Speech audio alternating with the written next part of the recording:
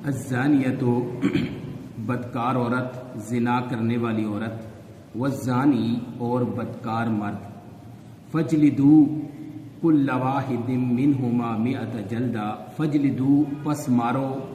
کل واحد منہما ان دونوں میں سے ہر ایک کو، مئۃ جلدہ 100 کوڑے 100 درے، ولا تأخذکم اور نہ پکڑے تمہیں، نہ آئے تمہیں، بہما ان دونوں پر، رأفت کوئی ترس، فی دین اللہ اللہ کے دین کے بارے میں، ان کنتم تؤمنون باللہ اگر تم اللہ پر ایمان رکھتے ہو، والیوم الآخر اور آخرت کے دن پر ایمان رکھتے ہو، ولیشہد اور چاہیے کہ موجود ہو، عذابہما ان دونوں کو عذاب دینے کے وقت، طائفۃ من المؤمنین مومنین کا ایک گروہ، مومنین کی ایک جماعت۔ محترم معزز سامعین کرام، اسلام معاشرے کے اندر ہر قسم کے فسادات اور برائی مٹانے کا دین ہے، یعنی اسلام نے معاشرے کے اندر ہر قسم کے فسادات اور برائی کو مٹانے کے لیے جس طرح اخلاقی طور پر، تعلیم اور تربیت کے طور پر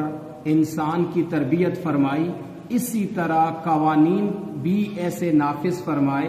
کہ جو انسان کو برائیوں سے محفوظ رکھیں،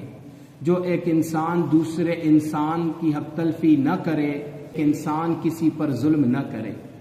اسی طرح کسی دوسرے کی جان، مال، عزت اور آبرو کی حفاظت ممکن ہو۔ تو اسلام نے یہ قوانین بھی دیے ہیں۔ اب اگر ہم جس طرح آج ہمارا اسلام کے بارے میں تصور ہے کہ ہم جب اسلام یا اسلامی نظام کا نام آتا ہے تو ہمارے ذہنوں میں یہ فوراً بات آ جاتی ہے کہ لوگوں کے ہاتھ کٹ رہے ہیں، لوگوں کی گردنیں کٹ رہی ہیں، لوگوں کو کوڑے لگ رہے ہیں، حالانکہ اسلام ابتدا سے اس چیز کو نہیں چاہتا۔ دنیا کے اندر باقی مذاہب میں جتنے بھی قوانین ہیں وہ ان مذاہب کے اندر اس طرح اصلاح کی اور اس طرح تربیت کی ترتیب نہیں ہے، اس طرح تربیت کی کوشش نہیں ہے، اس طرح کا سسٹم نہیں ہے، بلکہ وہ جرم کے مواقع خود دیتے ہیں انسان کو۔ اب دوسرے معاشروں کے اندر ہم دیکھیں تو وہ بے حیائی کی اجازت دیتے ہیں، مرد اور عورت کے اخلاق کی اجازت دیتے ہیں، اپنی مرضی سے کسی کی بیوی ہے اور کسی کا خامند ہے لیکن وہ بغیر نکاح کے اگر اپنی مرضی سے ملتے ہیں تو مل سکتے ہیں۔ اب اس کے بعد اگر وہ کوئی جرم کر لیتے ہیں اور سامنے آ جاتا ہے تو وہ مذاہب ان کو سزا دیتے ہیں، اور وہ بھی ایسی سزائیں کہ جو انسانوں کی بنائی ہوئی ہیں، عین عدل و انصاف کے مطابق نہیں ہے، جس کی وجہ سے معاشرے کے اندر فساد مزید بڑھتا ہے، کم نہیں ہوتا۔ لیکن اس کے برعکس اسلام سب سے پہلے انسان کی تربیت فرماتا ہے، اس کے اخلاق کو درست فرماتا ہے، اور تاکہ ایک انسان دوسرے انسان کی حق تلفی نہ کرے، ایک انسان دوسرے انسان پر ظلم نہ کرے، اور اس کی تربیت کرنے کے باوجود اس کو معاشرے کے اندر ایسا ماحول میسر کیا جاتا ہے، دیا جاتا ہے کہ جس کی وجہ سے معاشرے کے اندر فساد کے مواقع کم ہوں۔ لیکن اس کے باوجود اگر کوئی انسان جان بوجھ کر پھر فساد برپا کرتا ہے، اگر کسی کو قتل کرتا ہے تو اس کے لیے پھر قصاص کا حکم دیا، کوئی آدمی کسی کا مال چوری کرتا ہے، کسی کی کوئی چیز چراتا ہے تو اس کے ہاتھ کاٹنے کا حکم دیا، کوئی آدمی کسی پر الزام لگاتا ہے، اس پر تہمت لگاتا ہے تو اس کو درے لگانے کا حکم دیا، اور ایسے آدمی کے بارے میں فرمایا کہ اس کی گواہی پھر کبھی بھی قبول نہ کرو جو جھوٹی گواہی دیتا ہے یا کسی پر جھوٹا الزام لگا لیتا ہے۔ اسی طرح کوئی اور جرم کرتا ہے تو اس کے لیے بھی اسلام نے حدود مقرر فرمائی ہے۔ لیکن اسلام سب سے پہلے، اسلام کا طریقہ کار کیا ہے؟ اب انسان کو اللہ تعالیٰ نے پیدا کیا، انسان کے اندر بشری کمزوریاں ہیں، اس کے اندر خواہشات نفس موجود ہے، تو اس کا انتظام اللہ تعالیٰ نے فرمایا، اس کے لیے اللہ تعالیٰ نے بہترین قانون دیا ہے۔ اور ہر معاشرے کے اندر، ہر مذہب کے اندر ایک طریقہ کار موجود ہے کہ جس کی وجہ سے اخلاق اخلاقی جرم انسان جو کرتا ہے اس کی روک تھام کے لیے قوانین موجود ہیں۔ اب اسلام نے بھی اور دیگر مذاہب نے بھی کہ مرد و عورت کے ایک جائز تعلق کے لیے ان کو زنا سے روکنے کے لیے ایک طریقہ کار دیا ہے کہ جس کی وجہ سے ایک مرد اور عورت آپس میں ایک جگہ اکٹھے ہو جاتے ہیں، ایک عہد میں بن جاتے ہیں اور اس کی وجہ سے ایک دوسرے کی جان مال عزت و آبرو کے بھی محافظ ہوتے ہیں۔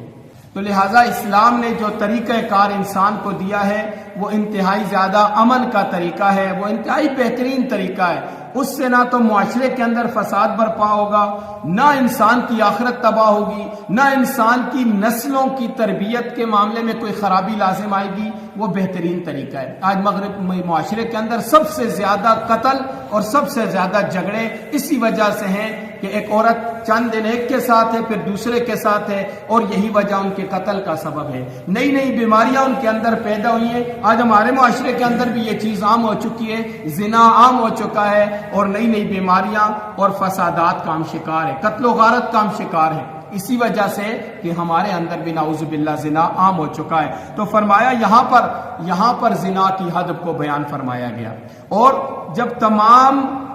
چیزیں اس انسان کو پہلے مہیا کر دی گئی ہیں، اب اس کے باوجود اگر ایک انسان باز نہیں آتا، نعوذ باللہ وہ زنا کا اور بد اخلاقی کا ارتکاب کرتا ہے، تو پھر اس کے بعد اسلام انسان کو سزا دیتا ہے، اور یہ سزائیں ایسی ہیں کہ جو انسان کو جنہوں نے یہ جرم کیا ہے ان کو سزا بھی مل جاتی ہے، اور ساتھ ساتھ معاشرے کے اندر دوسرے لوگوں کے اندر بھی خوف پیدا کرنے کے لیے ایسی سزائیں کہ انتہائی مناسب سزائیں، جس طرح کا گناونا فعل ہے اسی کے مطابق پھر شریعت نے ان کی سزائیں بھی مقرر فرمائی ہیں۔ تو فرمایا الزانیۃ بدکار عورت والزانی اور بدکار مرد فجلدوا کل واحد منہما 100 جلدہ، پس مارو ان میں سے ہر ایک کو 100 کوڑے، یعنی ان دونوں میں سے ہر ایک کو 100 کوڑے مارو۔ ولا تأخذکم اور تمہیں نہ آئے بہما ان دونوں کے بارے میں رأفتن کوئی نرمی، کوئی ترس، فی دین اللہ کے دین کے بارے میں، یعنی اللہ کا فیصلہ ہے اور اللہ کے فیصلے کے بارے میں تمہیں پھر ترس نہیں آنا چاہیے۔ ان کنتم تؤمنون باللہ، اگر تم اللہ پر ایمان رکھتے ہو، والیوم الآخر اور آخرت کے دن پر ایمان رکھتے ہو، ولیشہد اور چاہیے کہ موجود ہو، عذابہما ان کے عذاب کے وقت، ان دونوں کو عذاب دینے کے وقت، طائفۃ من المؤمنین مومنین کی ایک جماعت موجود ہونی چاہیے۔ اور اسی طرح اسلام نے اس معاملے میں انتہائی احتیاط سے کام لیا ہے کہ جب تک 4 چشمدید گواہ نہیں ہوں گے اس وقت تک اسلام اس کی سزا بھی نہیں دیتا۔ 4 اگر چشمدید گواہ ہیں تو پھر سزا ہے، ورنہ ان لوگوں کو تو تنبیہ کی جا سکتی ہے لیکن شک کی بنا پر اسلام حدود کو رفع کر دیتا ہے۔ تو جب 4 چشمدید گواہ ہوں گے تو اس کی سزا دی جائے گی۔ درمیان میں ایک وقت ایسا بھی آیا کہ لوگوں نے کہا کہ اب تو کیمرہ موجود ہے اور کیمرے کے ذریعے سے بھی 4 گواہ، تو اسلام نے تو 4 گواہ کہے، کیمرے کے ذریعے سے بھی تو ممکن ہے کہ ان کو اس حالت میں دیکھا جائے، تو کیمرہ بھی تو اس کا گواہ ہے، لہذا اب تو 4 گواہوں کی ضرورت نہیں ہے۔ لیکن اب تھوڑا ہی وقت گزرا کہ اب واضح ہو گیا ہے کہ کسی کی تصویر لے کر اسے انسان جو مرضی ہے بلوا لیتا ہے، شکل ایک آدمی کی ہے، دھڑ دوسرے آدمی کا ہے، لیکن کیمرے میں سمجھ نہیں آتا، اپنی طرف سے ویڈیو بنا کر 2 غیر آدمی ہیں، کوئی اور آدمی ہے، ان دونوں کو جمع کیا جا سکتا ہے۔ تو یعنی آج کل فیک ویڈیو بنائی جا سکتی ہیں، لہٰذا کیمرہ کوئی بھی گواہ نہیں ہے۔ اس کے لیے شریعت نے 4 گواہ مقرر کیے ہیں، اور 4 گواہ اگر گواہی دیں اس حالت کو انہوں نے دیکھا ہے تو اس کے اوپر ان پر حد نافذ کی جائے گی۔ یا ایک آدمی 4 دفعہ اقرار کرتا ہے، جس طرح نبی علیہ الصلوۃ والسلام کے دور میں تھا، 4 دفعہ اپنے اوپر اقرار کرتا ہے تو اس پر پھر حد نافذ کی جائے گی۔ اور اگر اسلامی حکومت موجود نہیں ہے، ہم سے وہ گناہ سرزد ہوا، تو پھر ہمیں اللہ تعالیٰ سے صدق دل سے اس معاملے میں توبہ کرنی چاہیے، اس لیے کہ وہ غفور و رحیم ہے، معاف کرنے والا ہے۔ لہٰذا ایسے گناونے فعل سے ہمیں اپنے آپ کو بچانا ہے، اپنے معاشرے کو بچانا ہے، یہ ہماری ذمہ داری ہے۔